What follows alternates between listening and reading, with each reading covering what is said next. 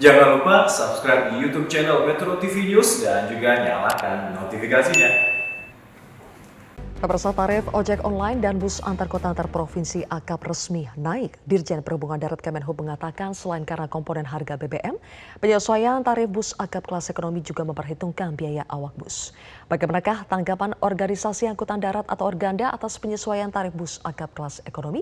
Sudah tersambung Ketua Organisasi Angkutan Darat Organda, Andrianto Joko Sutodo. Selamat sore, Pak Andri.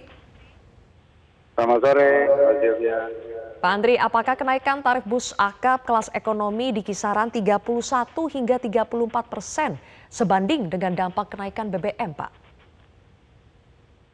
Iya, memang kalau dilihat secara persentase terlihat besar ya, tapi pertama kita juga perlu garis bawahi bahwa tarif terakhir akap kelas ekonomi itu ada kenaikan di tahun 2016 yang tentunya tertunda selama pandemik.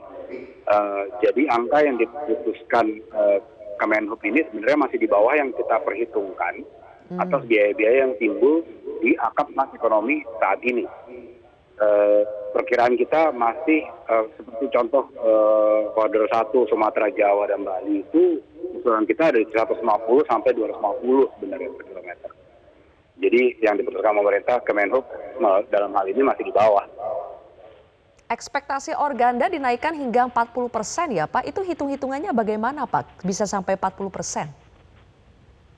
Ya, seperti tadi saya sampaikan, kenaikan terakhir kan penetapan tarif kelas ekonomi ini tahun 2016. Tentunya selama 6 tahun terakhir ada inflasi, kenaikan BBM, UMR dan sebagainya, itu sudah cukup besar. Ditambah beban kenaikan akibat BBM yang kebijakannya ditetapkan per minggu lalu.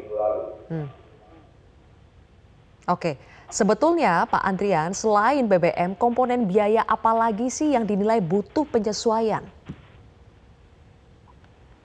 Komponen tentunya dari upah tenaga kerja, inflasi spare part, itu menjadi faktor yang utama ya dari layanan transportasi di darat tentunya.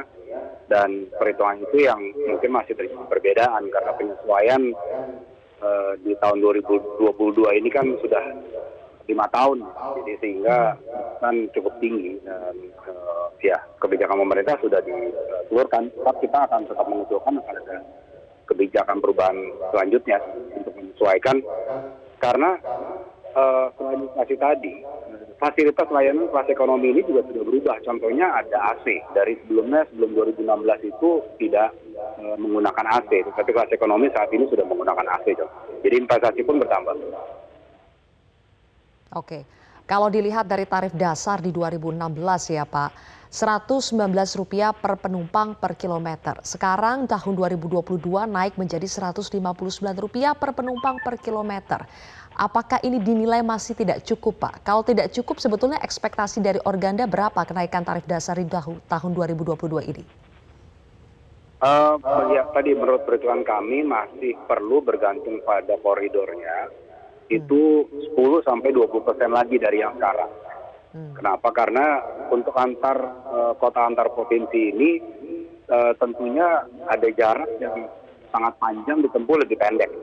Sedangkan ada juga pembatasan pengisian JBT yaitu ke BBM jenis biosolar terhadap berbagai jenis kendaraannya.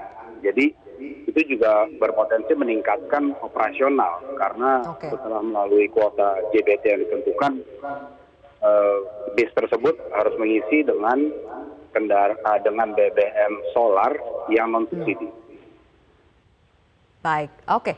Terakhir, Pak Andrianto, bagaimana Organda memastikan agar kenaikan tarif bus akap kelas ekonomi yang sudah diputuskan oleh Kementerian Perhubungan dan akan berlaku 10 September nanti itu betul-betul dipatuhi oleh operator? Oh ya, kalau untuk mekanisme kepatuhan itu kan itu sudah ada jalurnya ya dari sisi pemerintah, baik melalui Dinas Perhubungan ataupun melalui Kementerian Perhubungan, ada koridor pelaporan dan sebagainya yang sudah ditentukan. Dan kami tentunya tetap menghimbau kepada anggota kami yang menjalankan sebagai operator di angkutan kelas ekonomi ini untuk berpedoman menggunakan ketentuan yang sudah dikeluarkan oleh Kementerian Perhubungan. Baik, kalau begitu terima kasih. Ketua Organda Andrianto Joko Sutono telah bergabung bersama kami di Metro hari ini.